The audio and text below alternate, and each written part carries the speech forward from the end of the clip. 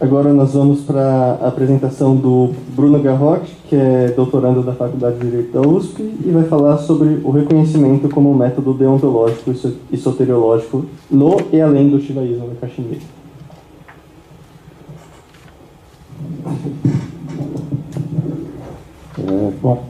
Bom dia a todos. Eu preparei a minha comunicação em textos também, no intuito de ser mais conciso, informativo e espero mais claro possível. Eventuais dúvidas a gente conversa depois. Então, nessa pesquisa, eu estou pesquisando de que modo a epistemologia e a soteriologia do shivaísmo da Caxemira poderiam contribuir para a teoria do direito e especificamente para o reconhecimento do outro, tendo implicações em garantia de direitos fundamentais e métodos alternativos dentro da criminologia. E eu tentarei explorar aqui essa conexão. À primeira vista, a maior preocupação indiana em contexto filosófico não parece ser com a moralidade, mas sim com a libertação, ou seja, parece ser uma preocupação mais soteriológica do que deontológica. E as diversas escolas de pensamento indianas não discutem futilmente sobre questões filosóficas. Elas discutem sim, normalmente, com o intuito de se estar no caminho do melhor método de libertação, o qual costuma se pretender efetivo e cabal. O mesmo ocorre no shivaísmo da Caxemira, no qual se defende um não-dualismo integral, para Madhvaita. Não-dualismo é monismo, né? Estou traduzindo como não-dualismo. Nessa pesquisa, estou destacando o conceito de reconhecimento para Tyabinha, pois ele parece conduzir não somente a uma soteriologia, mas também a uma deontologia. Superando a noção de divisão estanque entre sujeito, objeto e meio de conhecimento, tal doutrina enxerga que o substrato do mundo é uma consciência universal autônoma, Svatantra, uma vez que nada a influenciaria de fora, porque ela abrange tudo, desde as ações no microcosmo até grandiosos fenômenos no macrocosmo. O indivíduo é entendido como uma limitação dessa consciência universal, bastando tão somente compreendê-la para se libertar. Assim, o caminho de um iniciado nessa doutrina é o da expansão de sua consciência contraída. E um método que perpassa, em maior ou menor grau, os vários métodos e práticas soteriológicas dessa escola seria o reconhecimento, por meio do qual o adepto se reconhece como essa consciência universal em suas várias formas de manifestação. Quanto mais se compreende esse substrato comum de todos os fenômenos, mais se aproxima desse maior entendimento sobre a realidade e, portanto, mais se aproximaria dessa consciência universal. Deste modo, a capacidade de enxergar o que não é diferente nas diferenças é estimulada, indo cada vez mais além dessas diferenças em direção a esse substrato comum que as compõe.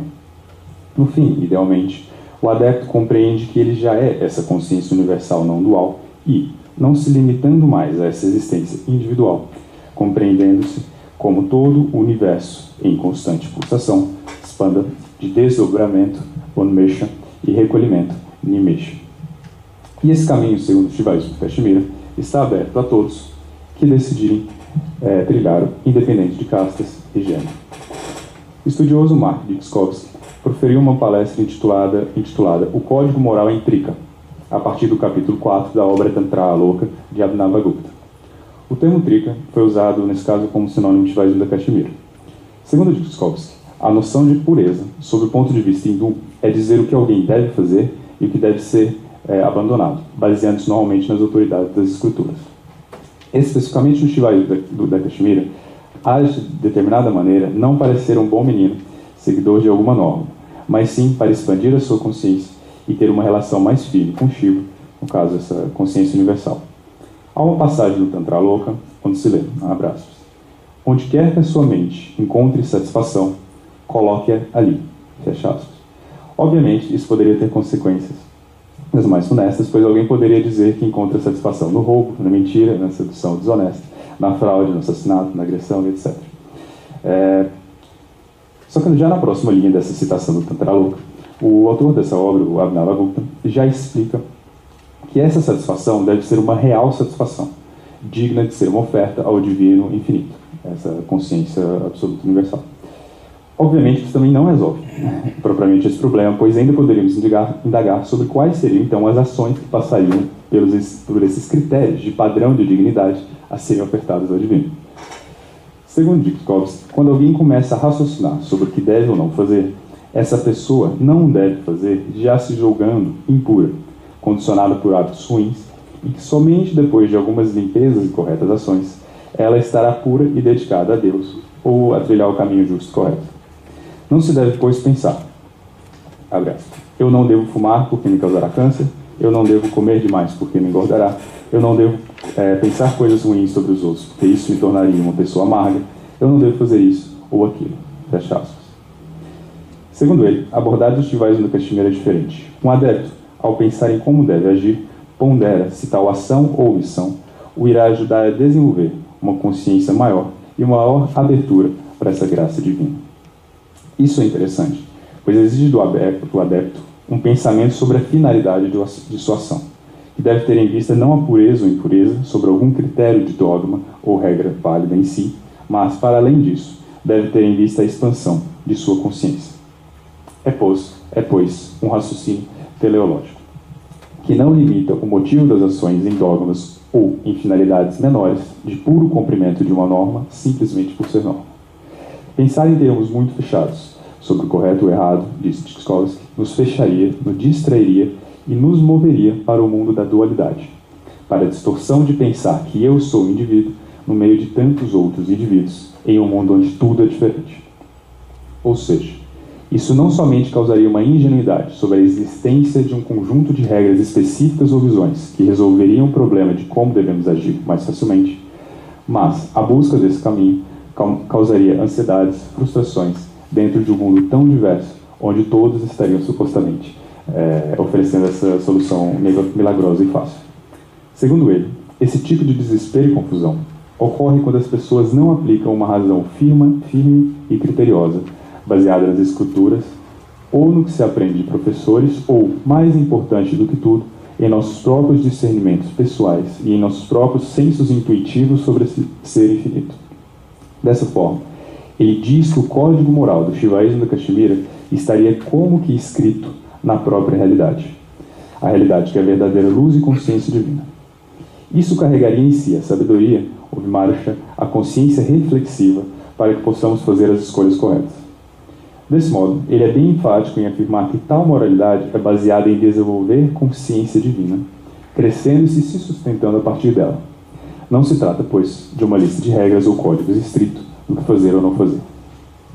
Essa afirmação é particularmente interessante porque ela poderia soar como uma grande falta de conteúdo, conferindo uma grande permissão de liberdade de ação para qualquer indivíduo. Todavia, ela é justamente o contrário disso, uma vez que exige muito conteúdo, ao oferecer um método de análise, de ação vigoroso, e não uma resposta pronta e fácil. Produzir uma lista de deveres é sempre produzir uma lista limitada de ações.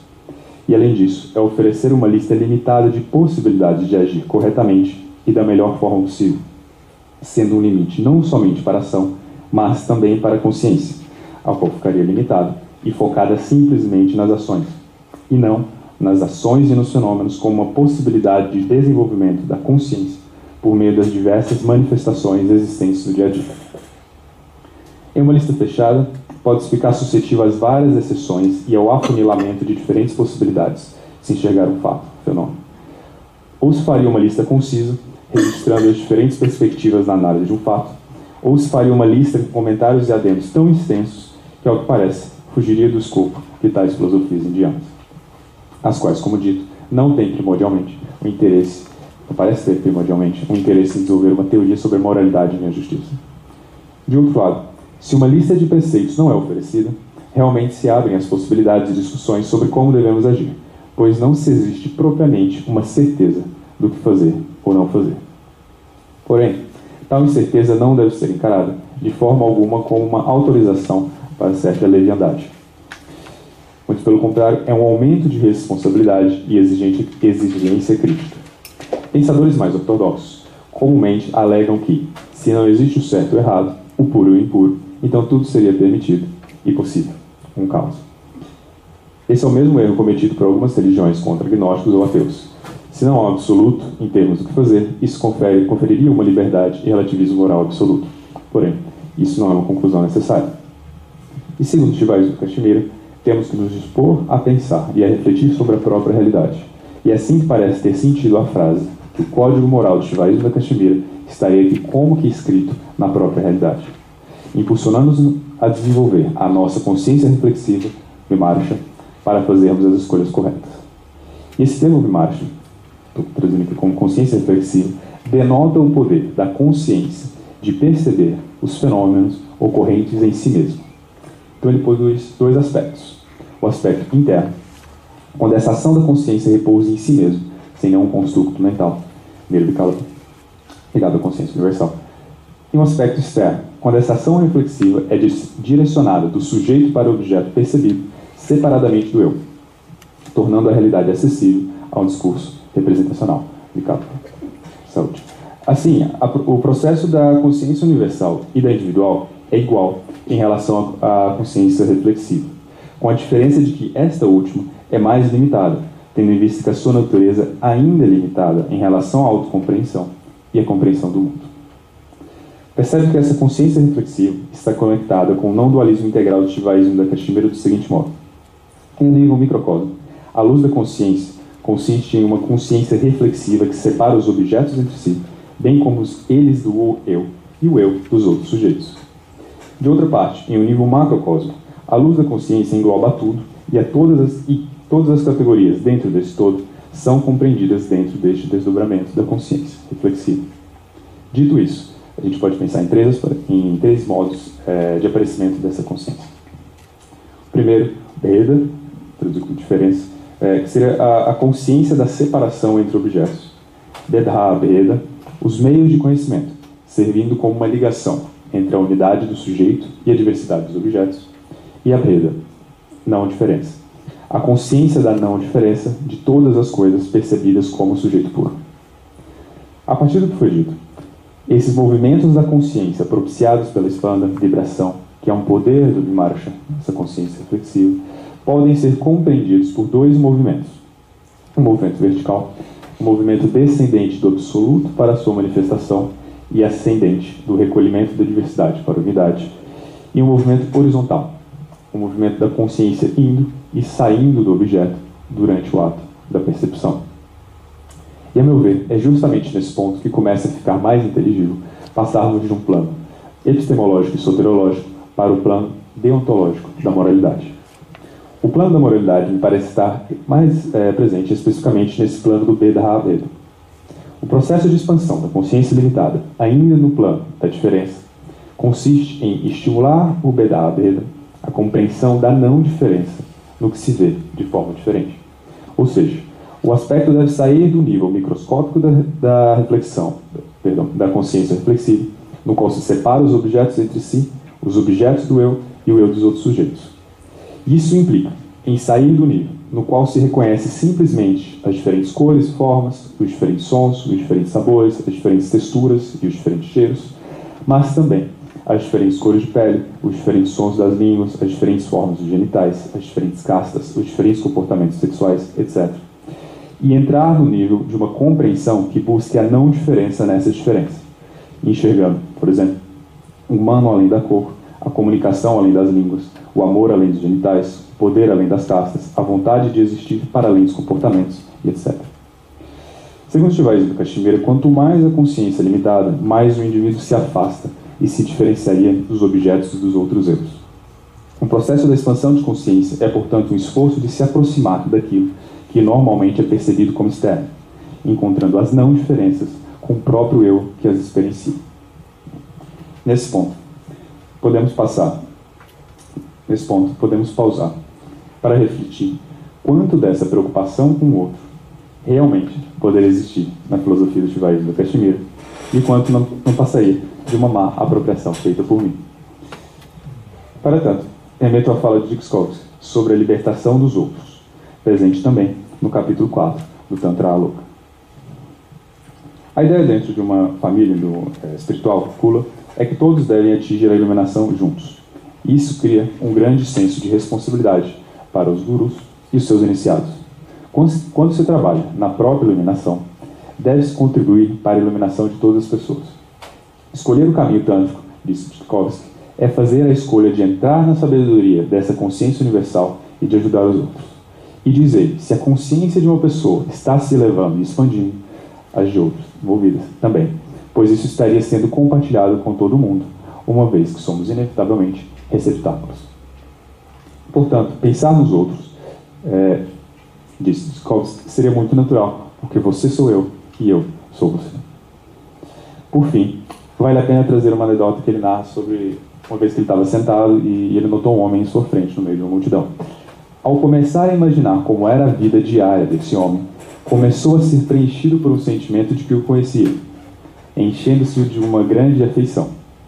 Desde então, passou a fazer disso um exercício. Diante de uma multidão, começava a olhar pessoas desconhecidas e a pensar como elas eram no seu dia a dia. Bem naturalmente e espontaneamente, começou a sentir afeição por essas pessoas.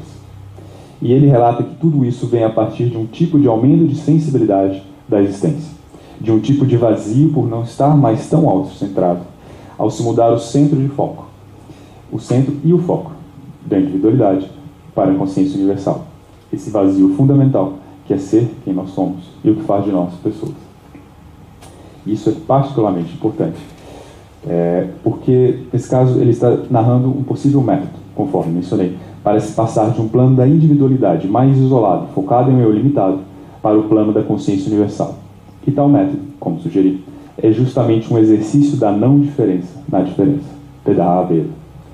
Nesse caso, Tskhofsky passou a se identificar tanto com as atividades diárias do outro homem, que ele perde o foco em seu eu limitado e se expande nessa experiência, não mais tendo que se definir pelas diferenças que tem em relação a esse outro, mas sim vivenciando esse outro ao passar para o campo da não diferenciação. E vejo que não é necessariamente um tipo de compaixão que é narrado ou proposto, mas sim uma compreensão do outro por meio de uma consciência reflexiva de que esse outro sou eu.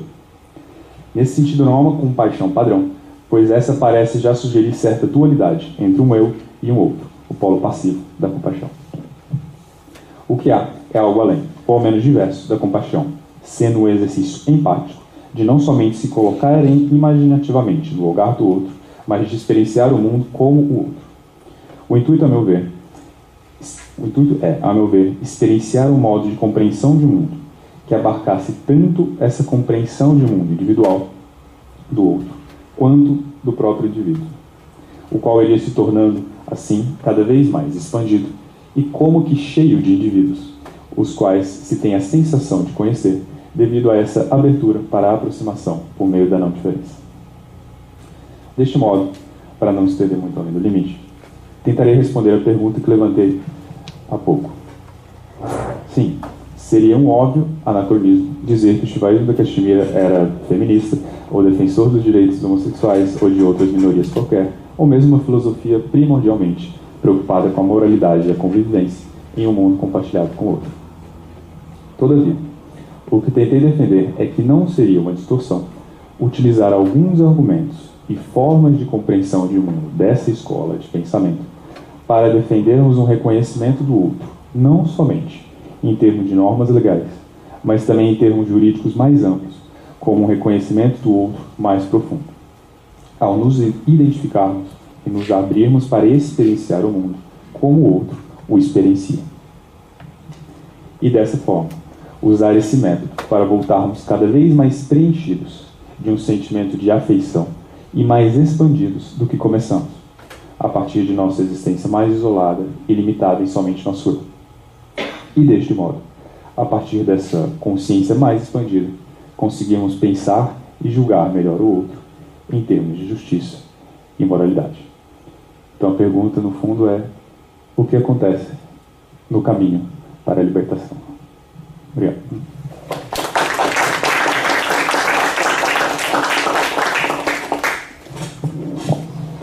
Muito obrigado, Bruno. Então,